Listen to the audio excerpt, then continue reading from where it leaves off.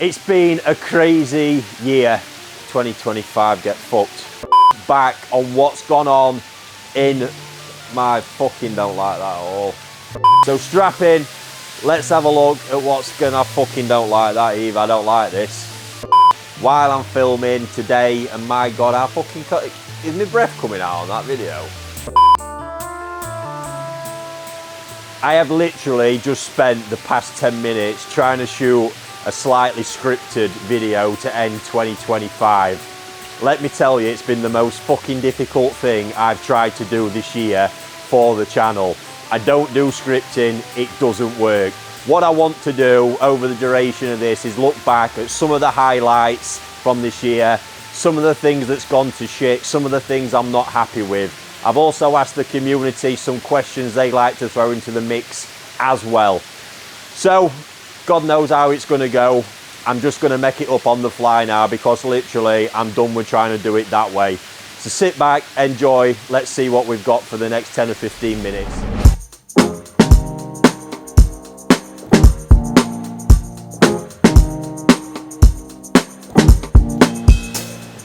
One thing I never stop doing, you may well have noticed, is reinvesting. It's the way I built the business for years and years and years now.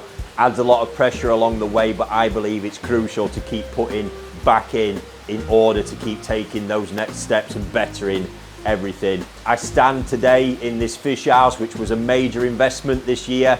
We've managed to get it done, just about all finished. It's crazy when other stuff gets in the way. It's just waiting on some doors, but the rest is in. The heating system extension was another part, and this, as you get, I mean, the financial sums involved here as well. It's just crazy when I actually look back, but what a difference all this has made. And the bit it's getting to now, as well as this extension or new building being done, which has allowed me to have the heating put on and it not be absolutely wild, was the creation, which has been a huge success, of a filtration system that I designed and had manufactured to my original design. This crazy thing is what's going to lead on to the next development of this fish house over 2026, which I'm going to be excited for. This combines a fluid bed, mechanical filtration with a fluid bed and the trickle tower all in one pump fed unit. It's been running on this pond now for several months and the results have just been remarkable. The rollout, I'm just awaiting Mark II of this with some small tweaks to it. Once that's installed, Mark III should hopefully be the final version. It's going to get rolled out to all 11 ponds in here then, which is actually going to turn these from what have just been stock holding ponds for all these years into dual purpose stock holding or growing ponds, because this thing has proved it's got the capacity to handle all of that. So I'm absolutely delighted. All major stuff that's been able to push the business forward even more. And then it rolls on to the next point, which has been another vast one, an unexpected one from this year, is when that heating system was installed, all of a sudden we realized the plumbers doing it got it all wrong.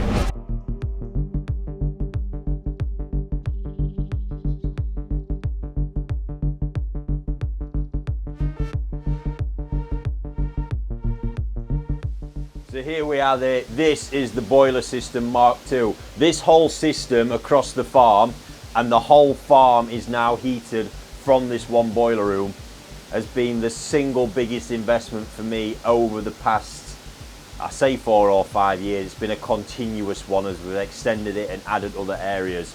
When it unfortunately went down this year and I was staring at a huge bill to have this whole thing rebuilt, it was frustrating, but I stand here now absolutely delighted with what I have, because it's fixed the problems and it's now better than ever. 2 huge 70 kilowatt boilers with the buffer vessel, all the independent lines that run on it. Every pond is individually temperature controlled. It delivers exactly what I need it to right in the middle of winter as well. It's also a really cool bit now controlled by a supercomputer that lives in the box up there. So this thing, when there's heat not needed, maximum heat not needed, it switches from one boiler to the other, so they're not always running. and continuously alternates the whole thing so they get in equal usage. Phenomenal thing, and just goes to show why it's so important to find the right people to work with. Big shout out to Durham's, one of our local firms, who's been amazing at getting that bit done. So great year ahead, knowing that that thing is there with all the new extension and what's to come from that. Very, very exciting stuff. The biggest change of all this year, which you guys have given me the most amazing support with, has been the huge decision I made back in late 2024 to create 2 new retail brands. Ricky Stoddart, Nishikoi and Koi Online are over a year old now, and they've been an absolutely huge success, albeit they've nearly broken the entire team. In fact, they've broken some of the team this year with the sheer amount of pandemonium it's caused at times. Now, selling fish at that kind of scale can only be done with fantastic systems in the background. We already had systems that allowed it to be kicked off. The overwhelming volume and support from you guys, however, has broken those systems several times this year and rebuilt it. We've done some remarkable stuff, incredible grow out events, fantastic fish that are being raised and still being raised here, and literally hundreds and hundreds of happy koi keepers who's now had access to fish that I believe weren't generally available before. We managed to make more and more high-end stuff, big brand breeders, more accessible to the masses, which is something I absolutely strive to do all the time. Where it's broken along the way, I'm always very, very critical, and in amongst it all, we're still firing out epic content onto the channel all the times at mass. But like I say, it has come at the cost. Team members have unfortunately left under the pressure, and the whole systems itself, like I say, have broken several times, and we've had to rebuild it. Where I think ultimately there's been times where I would say I've not been happy with the level of customer service, and maybe the team haven't. That's not feedback that we've had, but that's what is felt with us at all times. And for 2026, something we are absolutely looking to nail. It's all been learning, however, and I've always been somebody that learns from what I deem failures. I'm not putting this down as a failure. I am putting it as one where there's massive room to improve. 2026, however, is going to show, especially early, the launch of our new web-based platform, which is going to enhance the experience for you guys and fix so many problems for us in the back end. And it's only the start of what's going to be rollout after rollout throughout that year, and trust me, it's going to be epic. But that's not what this video is about. That there is just, for me, a huge step. I'm not quite sure anybody will know the toll it took on me at the end of 2024 when I was wrestling with the decision to do this. Koi wholesale had been strictly wholesale for the best part of 13 years, I think it was, to that point, and I felt like I was making a decision between having one or the other and potentially losing that one in order to do this one. As it stands, it wasn't actually the case. It took a step back in the wholesale side initially, but I think demand for what that business provides the koi industry, especially during months where getting fish from Japan's even tougher, and the unique propositions that it have really came to the fore. And I'm stand here now absolutely humbled by the fact that there's still so much support from everybody. The dealers I've dealt with for years, you guys, and now myself and the team get to service all of it. And that also gives us the capability even more so to go on and improve all areas, do more bigger and interesting deals, and that's where it gets exciting for everybody involved. Now, it's crazy when you do actually look back over a year and look at everything, what's actually been condensed into a 12-month period. I'm a very forward-thinking, self-critical person, so we're always taking them next steps and don't often actually look back to see what's been achieved. But we talk about a successful spawning in Japan and my first step to being a koi breeder in Japan. We're going to get onto that more in a moment. We've got a documentary launching on the channel very soon, which sounds small and insignificant, but my God, it's been a learning journey and a huge undertaking to actually get it done. The channel has surpassed 3.5 million views in its short existence as well, which is absolutely crazy.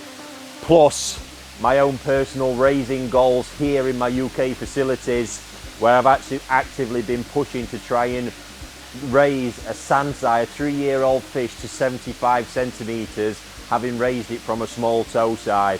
It's a golden corn I've had in mind. There's a few actually in this pond. They've not all made it. The golden corn has been the chance. It's a bit of a nothingness, to be honest, but something where I'm striving to keep pushing and pushing harder, testing my own abilities and improving techniques. Gonna catch it up now. Let's have a look and see if I've been successful. So this fish arrived to me, when I say 3 years old, it's technically now only about 32 months old. It arrived to me at around 15 cm originally. It's a fish that really is going to go the distance growth-wise, knowing its genetics as well. And I am remarkably proud of even where it's got to if it's not hit the number. And with this raising, it's always important that this quality standards of the fish are actually progressed and maintained at the same time, and we get the volume. Without the volume, it's nothing. But look at that, what a beast. Started off raising in one of my 1,200 gallon ponds, and it's been in this 3,500 gallon one since. Actually get the right end of the bowl. My God, it's so close. 73 centimetres, just over. Not quite there, but I'm going to take that as a win. I think to raise that from to that standard, look, 32 months old. Not only that, this is actually the best original type golden corn I've ever raised. It's a near textbook example, look, it's remarkable. But when you actually see that volume, overall condition and improvement in it, the personal achievement there as well, that was 1 from 500 fish at that time. And believe me, it would have been so easy to have let that go in one of the early selections. It really didn't look much of anything. 73 cm. Wow. Now, one of your community questions, what's one of my biggest surprises of 2025? And it is no doubt at all and no contest that my Miss Toyota fish in Japan, epic 4-year-old 80 cm shower from Dainichi Toyota, I conducted a successful spawning in Niigata. With NND's help at their facilities, it's allowed me to take that first step and make a big koi keeping dream of mine come true. For it all to happen the way it did, and for me to now have 200 quality Tosai offspring here in the UK and some of my Tatigoi still in Japan, is quite remarkable. There's so much can go wrong with that whole thing, that to get to that point is a real surprise, honestly. I spent months just blocking it out, believing it wasn't going to happen. So for it to actually get to that point and be a good result is quite remarkable. Now, the next part of that question combined with another is, what's my biggest disappointment of 2025? And if I could go back and do the whole year over again, what would I change? Now, the interesting part of that question, it really did get me thinking, is that there are constant disappointments throughout a year. Being involved in koi, being involved in raising koi in such a way where so many will fail and bite you in the arse, and being in business as well, you have to build a character, a thick skin that constantly avoids setbacks. There has been plenty throughout the year with staff leaving, changes in amongst personnel. There will be fish that have gone down, probably too many for me to remember. And when I got thinking about that, we laughed as we're filming this, because generally, you know, those disappointments will come. They might set me back for half a day or something like that. Then it's time to double down, get the mindset back and just carry on with the forward motion, the vision, fulfilling the goals, rather than spending too much time dwelling on the past and things that have happened and you can't control them. I'd recommend anybody at home watching this trying to do the same and keep that similar kind of mindset, because it really does allow you to be a lot more positive and outgoing in life, which is the way I tend to be, rather than dwelling on the past. So I'm not going to focus on any particular part of that in this video, because it's just not who I am. So just as I was, or when I was thinking about favourite fish on the farm, my head went straight to a sockeye sankey. Funnily enough, following on from just talking about disappointments, right here are the knocks you just have to get used to when you're involved in koi, and especially raising fish and the volume it's at. Now, it's not a major one, this, it will fix. However, before I delve into the fish, we can see this has gone ahead and just knocked a few scales right there in the belly, look. However it's done it, I have no idea, but that's just something now that's going to take a bit of time to recover that colour back to the full level. Not a problem, because I have no intention on doing anything with this fish at the moment, but say I was preparing this to try and sell it right now or something along them lines, that would have set that right back. Hence the constant disappointments that are just there to kick you in the balls on a daily basis. That aside, the fish itself, this sockeye sankey, this actually ticks the box probably of favourite fish, combined with most exciting one for the future as well. I've raised this from a small tosai around 15 cm. It's currently around 63 cm, about 32 months old. It epitomises sockeye sankey for me, and so many of the characteristics that I love. First and foremost, it's the body form. If we actually look at it, it's got the powerful head. The head is actually starting to be dwarfed by the huge volume and shoulders that are starting to form. The way she carries the weight, it's just every sockeye quality we like to see. But she's been one of those fish that's so simple and understated. I knew it was only going to be later in life, when the size comes, that she really makes sense. A lot of that is to do with the sumi as well. There's this really simple, elegant benny pattern that flows so well. It's got the technical odame, the white tail stop, which adds a completely different dimension to it all. Skin quality, as you can see, very sockeye-esque, remarkable, with so much still to do. But for me, it's the way that this sumi is formed. There was very little of this early doors, and it's this type of sumi with sockeye that all of a sudden it goes from being nothing to being a shadow or like a shimmy, and then it slowly starts to grow in volume, form together into these intense, really intense blocks of sumi. And even now, just recently, this katasumi on the shoulder has just started forming as well. It's really coming together. It's a fish I know I can grow with ease to over 80 centimeters here in these ponds, and it's one I want to get there. When it does get to that point, I think it's going to be absolutely breathtaking. Speaking of fish for the future, not an individual one, there's so many of them I could choose. For me right now, the pond and batch of fish I've absolutely been loving the most are these Saito Kohaku. They're featured on the channel already. It's a very impressive bunch of tosai he's been creating here. You know I absolutely love the farm, and to get this quality level in this pond is really not easy to get from breeders. Of course, it goes without saying my own Miss Toyota offspring are right up there as well to wait and see what happens. But this pond of fish as it stands as a pond of Kohaku, it's not a variety I actually tend to naturally lean towards too much, but I'm excited for these, knowing what this can produce, and also a personal challenge I'm setting of trying to prove nature versus nurture, because these fish raised in Saito's care will only attain certain sizes. I'm going to see if I can smash those boundaries that he has to work within because of pond space limitations, and prove what this bloodline he's created can actually do. As we draw this video to an end, I think it's clear I've had a very busy 2025, and now it's a little bit of something for you guys. So what should you as hobbyists focus on more in 2026 in order to further improve your results? For me, it's part of the whole philosophy. Continue to keep it simple. Focus on the fish and the needs of the fish first, always. If you do that, your results will absolutely skyrocket.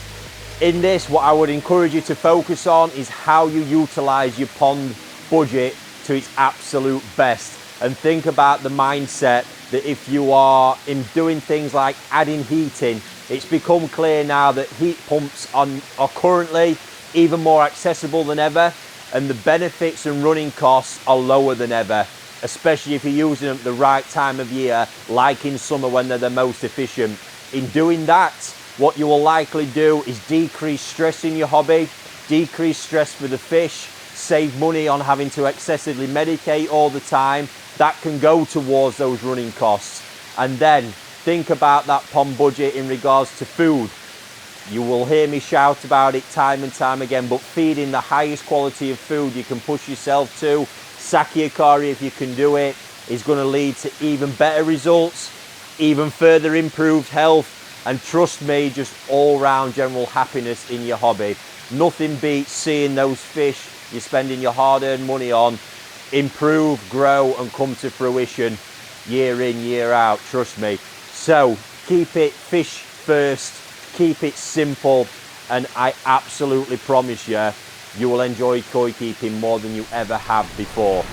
So what excites me the most about 2026, the year ahead, I've got to say, there is so much.